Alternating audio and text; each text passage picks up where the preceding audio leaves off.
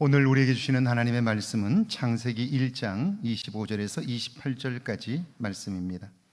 창세기 1장 25절에서 28절까지 말씀 우리 함께 봉독합니다. 하나님이 땅의 짐승을 그 종류대로, 가축을 그 종류대로, 땅에 기는 모든 것을 그 종류대로 만드시니 하나님이 보시기에 좋았더라.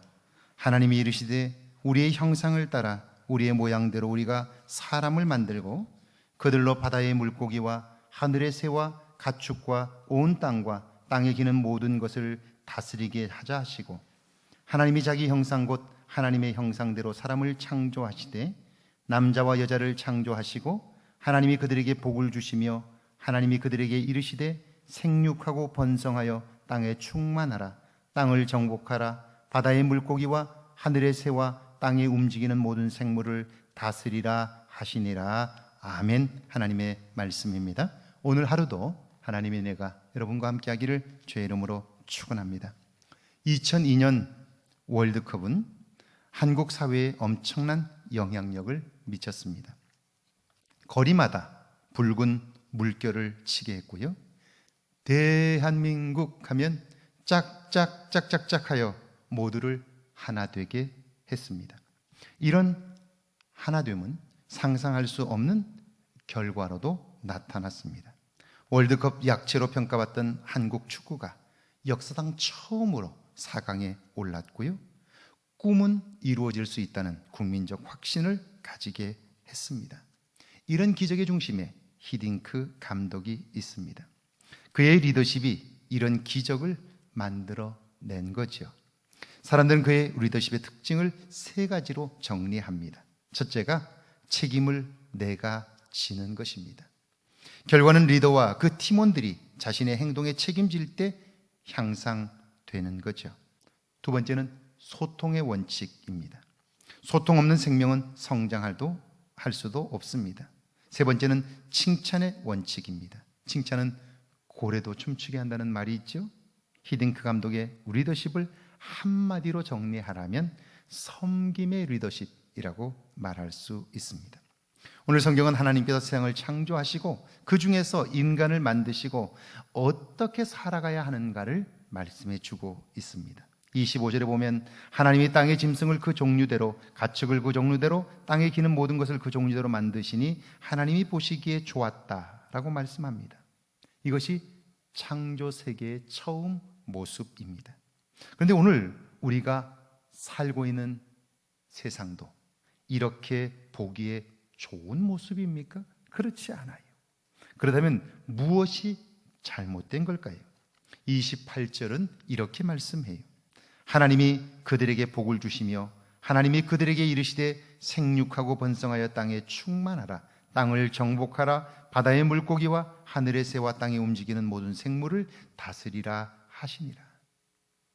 사람들은 다스리라, 정복하라 하는 말씀을 지배하고 억압하고 파괴해도 좋다, 그렇게 받아들였어요. 그래서 자기 욕심을 위해서라면 자연은 어떻게 해도 좋은 대상으로만 여긴 거예요. 그런데 이건 엄청난 오해이지요. 이 말씀은 하나님이 그들에게 복을 주시며 하나님이 그들에게 이르시되라고 시작되고 있습니다. 다시 말하면 하나님과의 관계성이 먼저이고 그 관계에서 다스림의 권위를 위임받은 것이죠.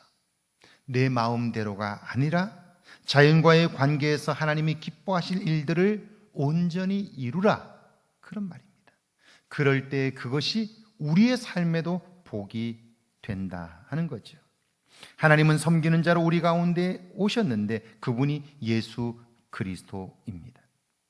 우리와 예수님과의 관계가 섬김의 관계라면 우리와 자연과의 관계 역시 섬기는 관계이고요. 그 권한을, 섬기는 권한을 우리에게 주신 거죠.